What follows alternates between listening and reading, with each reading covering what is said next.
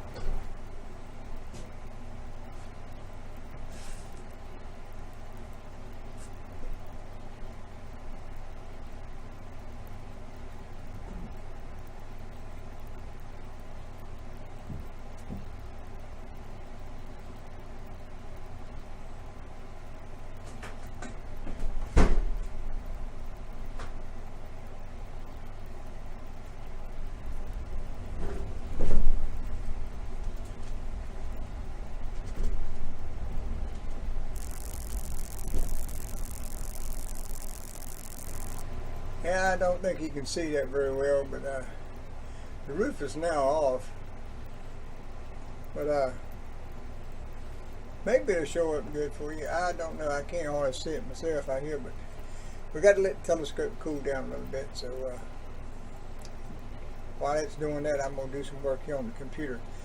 So I'll come back when it's ready to go. Well, I see you come back. Yeah, it didn't happen, did it? What you just saw was me about 2.5 weeks ago in the observatory, getting you prepared to do a big photo shoot that night. Hadn't been out there in a long time, and I was really itching to do it. A couple of things we needed to do was, basically, first thing we needed to do was to go through some alignment on the telescope for the tracking, or actually the guide scope, and check out a couple of programs and get them going. And we have a camera that has not seen first light. The camera is roughly, it's a little over a year old, it's about 14 months I think, has never seen first light. I did use it to make a library of dark files, which we're going to be using. I've made me a library. So we were out that night and we was going to do some work. Real quickly, I tried to do something with the telescope and could not even get to the tracking. Couldn't do anything with it. It turns out the clouds moved in so bad, couldn't even get a lock on the star. So we scrapped that night. Well, about a week later, went out again with a good promise of being about 2 hours worth out there. Well, you know, it was pretty close. We did get, well, I did get the tracking actually going good, and it was actually really, really dead on. And I got the programs all fired up and got them checked out. And I decided we'd do some shooting. Well, clouds were coming in pretty quick, so tried to do something really fast, and I've been itching to really see what this camera would do with some deep sky. I happen to know Messier 3 was pretty high up in the sky, up on the, towards the southwest over there, and I thought maybe I'd just go ahead and get that. I had a hard time. I could not even really get a good focus on it. I couldn't do anything with it. I finally give up on it. And switched over, and Jupiter's in the sky down towards the south, like towards the meridian. It was right up pretty close on the meridian. I thought I'd just go ahead and get it. Could not keep it going. PhD 2 did not want to work. Kept sounding alarms, so I finally just give up on it and scrapped it altogether. Didn't even have an image that we can even do anything with. So it's been a week since then, and I went out and had another night. And it was going to be basically some good sky. So since we had everything pretty well lined up, the only thing I had to do that night was work with the camera itself. I put the camera in and went to adjust the mirror and lock it down, and went to focus and put a batting off mask on it, and I had that sucker focused within 5 minutes. I couldn't believe that. It was awesome. So I was really eager. So I went to try to do me some shooting here, and I was going to go big time. Messier 51, the Whirlpool Galaxy is what I went after. That's up towards the north around the Big Dipper. So I whipped around there and went to shooting on it. I set up now. Now, before I tell you what I set up on, we're looking at a program here on the screen called Sequence Generator Pro. This is a program also that I was trying for the last 2 or 3 weeks to get to working too. And this was actually the first time it was really seeing anything. So this is the program we actually captured our frames with. And we'll go into Sequence Generator Pro a little bit later, but this was a whole lot of, the point is a whole lot of things were going on in this one night. Was checking out the equipment operation, the alignments, getting the camera itself lined up, and that was turned out not to be as bad as I thought it was going to be. It lined right up just as pretty, now which you'll see in just a few minutes. Now, we really didn't get to shoot a whole lot. All my pictures were, but these particular pictures were 2-minute exposures, and I was going for quite a few of them, but did not get, I only got 15. The alarm started sounding in the clouds. It was out everywhere. In fact, we did not even get to 15. One of the pictures was, I think, was the very first one. Actually, I had to end up losing, and I'll show that to you right now.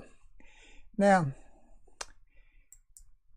I went ahead and picked out a few of the pictures, a few of the frames that were actually captured. Now, these are raw pictures. These are raw data. The very first one, I only picked out 1, 2, 3, 4, 5 of them to show you out of the 15. Right now, if you'll look at the screen, this is what you'll get when you shoot a picture.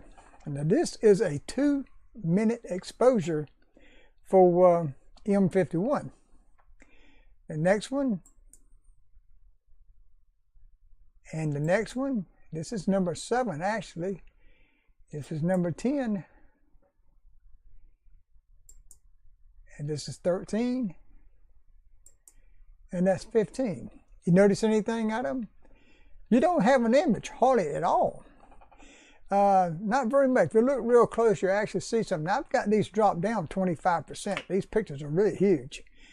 These are shot with a 16 megabyte camera. Now, let's go back to this first one. Now, what you see what I'm doing here, right across here, is I'm pulling up these pictures and I want to proof them. There you can see a couple of stars right there or something. There's something there.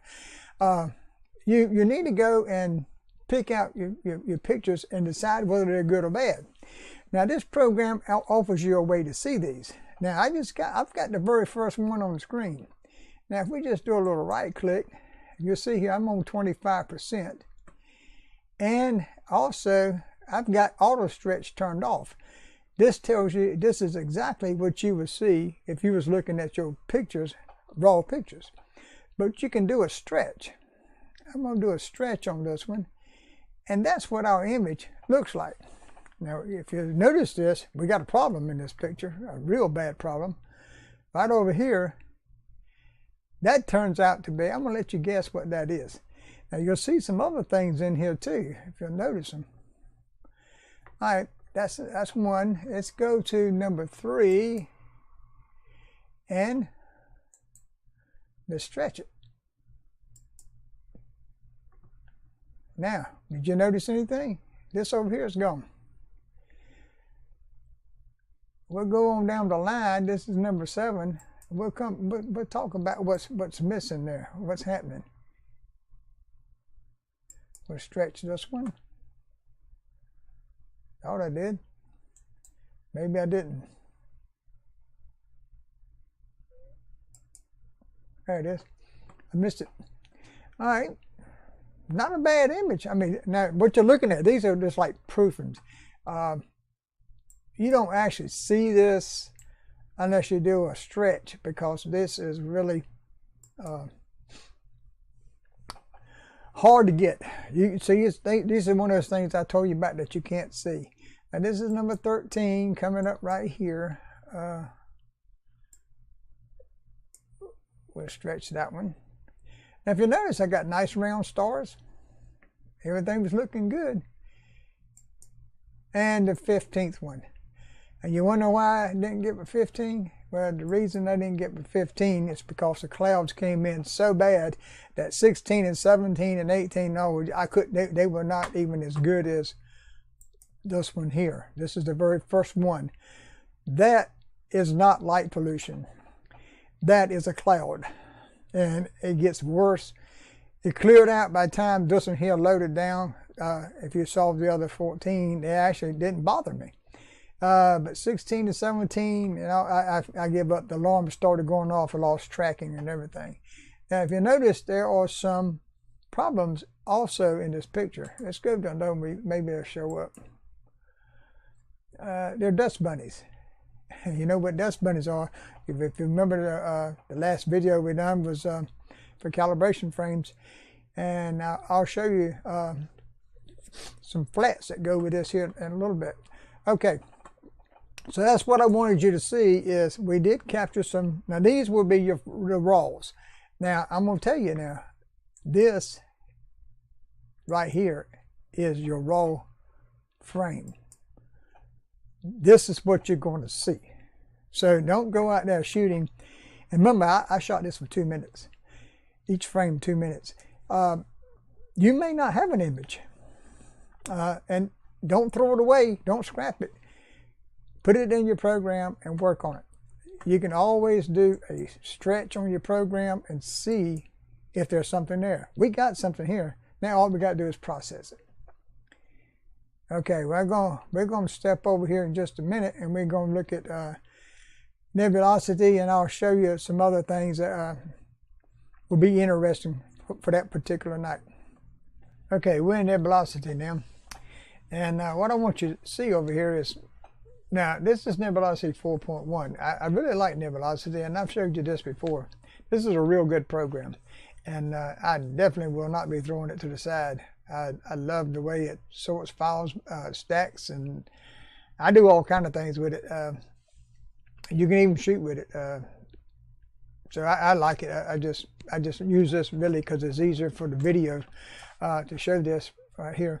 Now what we done was we shot our pictures. Now that's what you would do. Is you go out and you shoot your raw images. And like I said, you couldn't hardly see what they were unless you stretched them and see that you did get something. Now, one other thing that you got to do is, those are deep sky pictures. So what do you got to have? You remember, you got to have your calibration frames. So it's a good thing you already got your calibration library of dark frames and bias frames and all that already made up.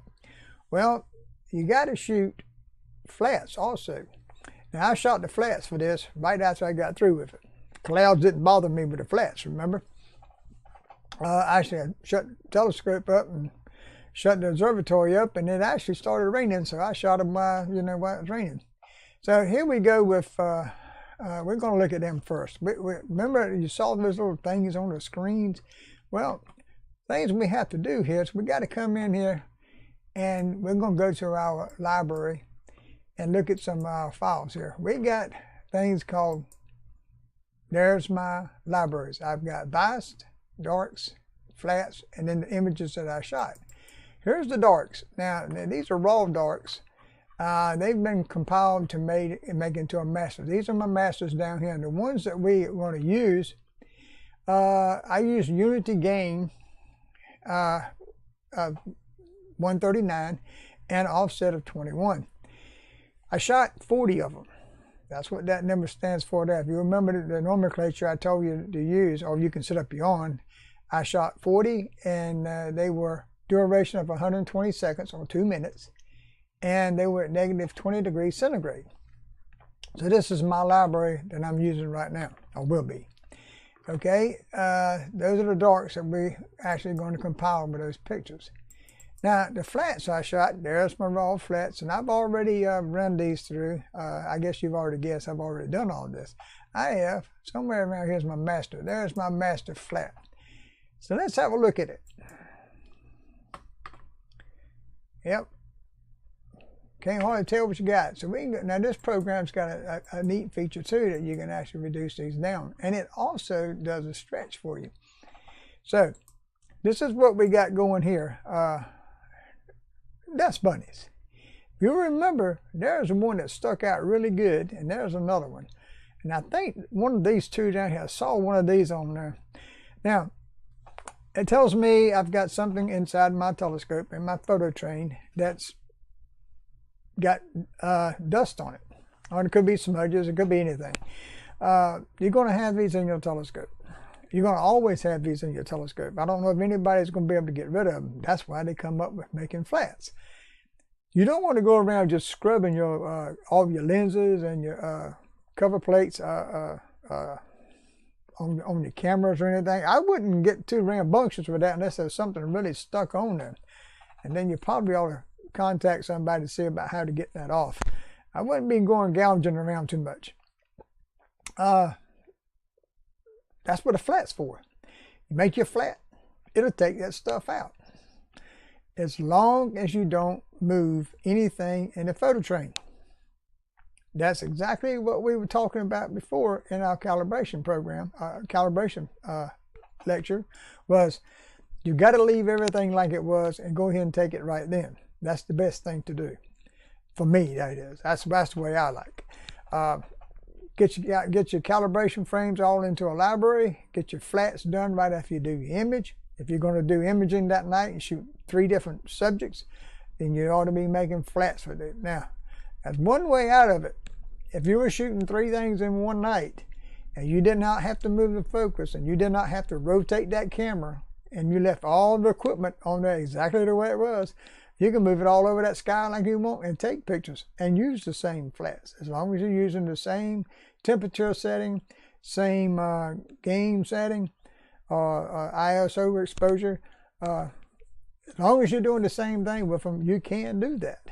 But you need to be careful with that. So that's what we have now.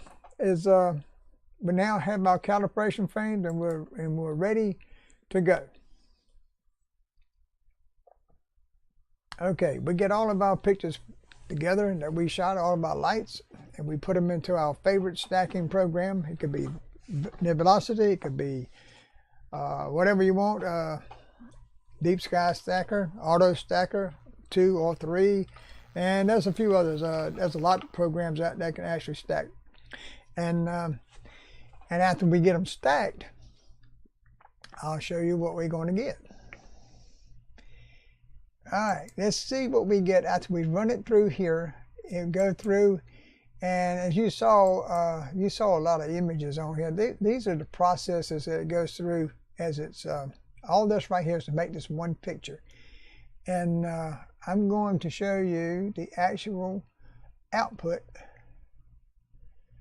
from this bad boy, if I can find it. I think that's it there.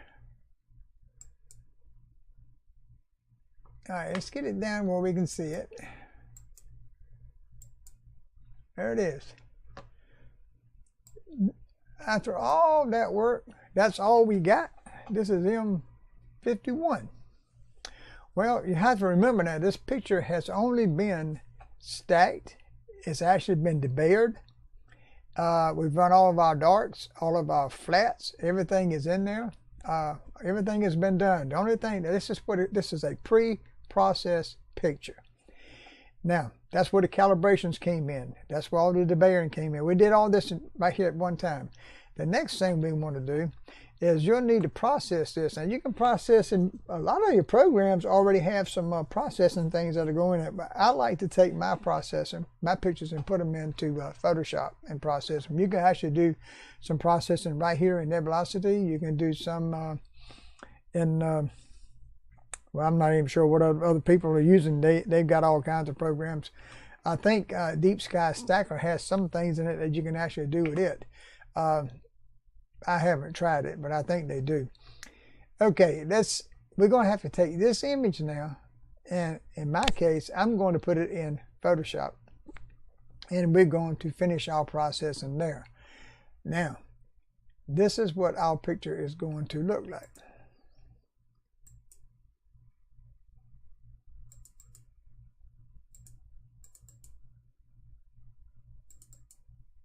There you go. That's M51. Now, I have to apologize for the condition of this picture. It's only 14 frames. Each one of these frames is only 2 minutes. And it did okay, if you were going to say that, but there's a little bit of non-round in a couple of spots. Look like that. I guess that the wind must have really started picking up out there, and we got some egg shapes here or there. Got to look at the tracking some more. We got a little bit of eyeball there. All right, but basically speaking, we've got the nebulosity around it. See here, these are actually two galaxies that came together, that crashed into each other, and there's a lot of blue stars up in here. There are some red ones, and I didn't get them out. What really needs to happen is about anywhere from 2 to 3 hours of data needs to be collected on this, and then you'll be able to get some really good stuff out of it. But for first light, in a matter of only 14 frames and 2 minutes each, it didn't turn out too bad.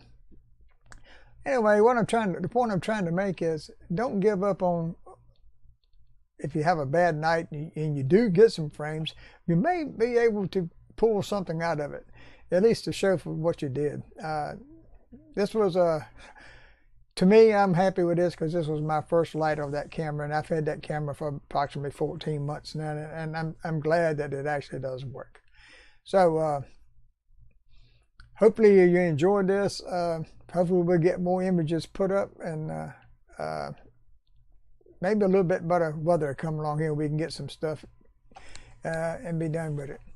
Okay, if you like what you saw, be sure to hit like below, and leave me some comments. Let me know if there's anything you'd like for me to shoot, or any, don't forget that we'll be doing our studies, and we still got some more things we got to do for calibration, and I do want to show you how to apply them. Speaking of which, if you look around, all those dust bunnies are gone. All those donuts, you don't see any. Remember the cloud that was over here? It's all gone. I left it in there just to see what it would do. It did take it out. Okay, and we do have some star color. There is some star color here. Now, like I said, if we had collected more data, we'd have got a better picture. But not bad for a start. So until next time, clear skies and keep looking up. This is Stan Bone.